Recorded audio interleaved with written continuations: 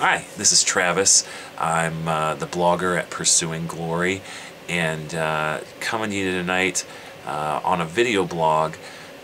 Don't usually do video blogs, but I've been thinking it might be a good way for me to try out doing little blogs that I don't have the time to write down, but I got the time to talk through.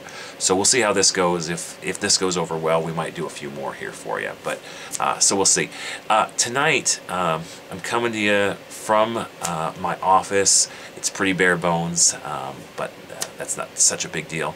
I wanted to talk to you a little bit about a conversation that I had on Twitter, actually, about the subject of apostles. I follow a guy or an account on Twitter called Apostle Farm. You can find it at Apostle Farm. It's such a great resource if you are interested at all in the idea of apostles or apostolic Christianity. I would highly recommend getting on Twitter and signing up to follow at Apostle Farm. But they had tweeted something at that Twitter address, and I really stirred something inside of me because I'd seen it before. So I'm going to tell you a little bit about the conversation, then I want to actually talk a little bit about it. The account at Apostle Farm said, I'm just going to read it here, it says, "True apostles will drive or walk great distances to invest in the next generation kingdom advancers and never expect to turn that into personal gain." I had retweeted or tweeted to Apostle Farm, and I said, I've seen this quite a bit in Africa, and they had asked me to kind of give them examples. I'd meant to put in a blog post, and as I said before, I haven't had time to do that yet, so here I am. Had a couple of really awesome chances to meet some apostolic men while I was in Africa, a couple of different times, honestly. And I just want to tell you a little bit about it. I'm going to be a little vague just for their privacy and security. But these guys have led many, many people to Jesus. They function in signs and wonders. They're multiplying small communities of believers all over the place. I mean, absolutely what you would call an apostolic worker. And I've just seen over and over again these guys travel great distances at their own expense, really, to serve and to encourage and to establish churches where no one else is doing it. And then those places that they do then become hubs for the next wave of kingdom advancement. One thing I'll tell you is the different times I've been to Africa, obviously we always fly into a major city. And when we fly into a major city, usually our friends who are apostolic workers, they usually, for some reason or another, they're located in these big cities. But then what they do is those are their hubs, and that they go out from there to many different places. And the situation in Africa, at least in the places I've been, there's usually at least a sizable presence of Christians in the large cities. But then when you get out to the villages, to the places nobody wants to go, to the places where there's persecution or less Christianity, the churches are smaller and they're struggling. I mean, that's just the reality. As a matter of fact, the other thing is that in the city, that's where the money is. And so the wealthier Christians that can pay better for ministry, that can give to speakers and authors, even the places where American missionaries go, frankly, because it's easier. It's all in the big city. You don't have to travel very far. You don't have to go very far. It's more comfortable. And who doesn't like comfort and not having to travel very far?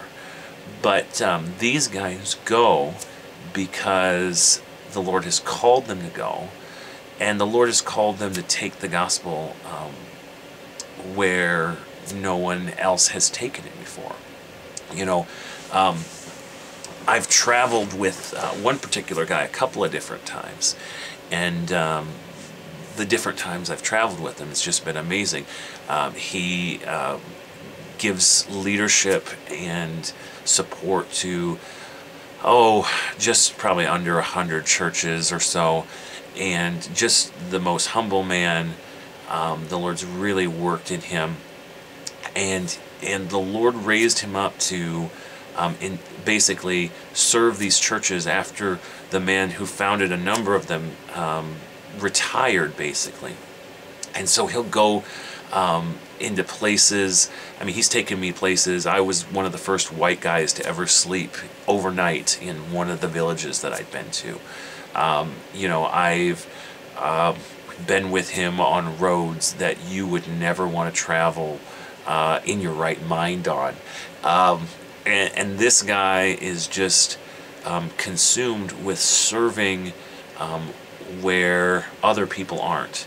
You know, so lots of people are content to serve, like I said before, in the big cities. He wants to raise up Christianity all over his country, and he's taken it into some hostile places where it's dangerous to go.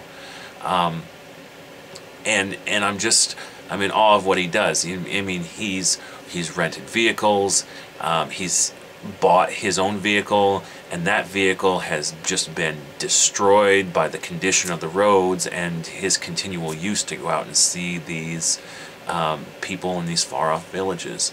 But everywhere he goes, he's raising up leaders, and he's strengthening churches, and he's doing his best to preach the gospel and extend the church beyond where it is. You know, I was just on Facebook the other day, and he had written a post, and the post had basically said, "I desire to preach Christ where he's not," and to bring hope where people have put their hope in things that cannot give them life. And he's just an amazing guy that I love to death, and it's been my pleasure to serve with. And all of the guys that I've traveled with are the same way. You know, they're the nature of movements is that they move, and so at the fringes of the movements, not in the city where the thing probably started, but at the fringes, out in the countryside, in the villages, the places where it's spreading now, these guys are going out as the, you know, kind of an ambassador of the kingdom. They are safeguards for the DNA of the kingdom, so they're making sure that you know, there's not heresy there. They are modeling kingdom life. And you know, as Americans, we think that that can be done in a conference. We think that that can be done over Skype or the internet, you know, and it really can't. It really has to be relational, life on life, moment by moment sort of reality. And so the bad news is this blog on a video on the internet won't teach you about apostolic lifestyle, but but you can learn that from rubbing shoulders and living with people over a period of time. And so their presence, they travel these great distances. You know, I'm sure they would walk if it was feasible, and they travel these great distances to release the life of the kingdom that Jesus has released in them and in their city and where their movement started into the fringes where the next generation of leaders are, just like we talked about earlier. You know, I'll leave you with this. This is the interesting little tidbit that I learned that wasn't part of the original question, but every time I've gone with one of these leaders to share the gospel on one of these trips, they have lived a lifestyle of prayer the entire time they're on this trip. And I think that that's a secret that most of us in the West don't know about. You know, when we go somewhere, if it takes a long time, we fly a plane. If it takes a short time, we drive a car. We almost never walk unless it's right down the street. And everything is quick and everything is instant, and even when it's long, we fill that time. These guys, when they go, they pray. And as they pray, they go. Just like the Apostle Paul, when he would walk from city to city, I mean, where did he find time to pray for all those things that he writes about in his epistles? I think one of the things that he used as a time to pray for those things was in his travels between cities.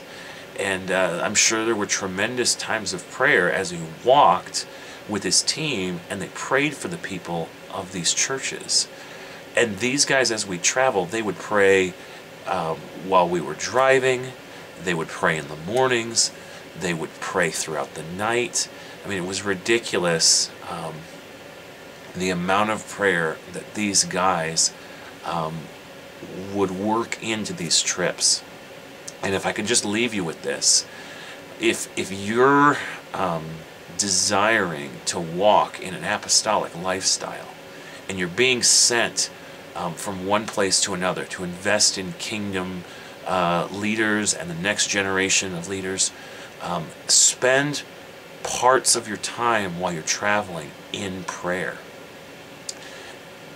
It will impact your ministry, it will impact you, and it's something that I believe the African church has to teach us that we in the West haven't learned yet. So I'll leave you with that. Thanks for hanging around for the whole video, and let me know if you like it, and maybe we'll do another one sometime soon. Thanks.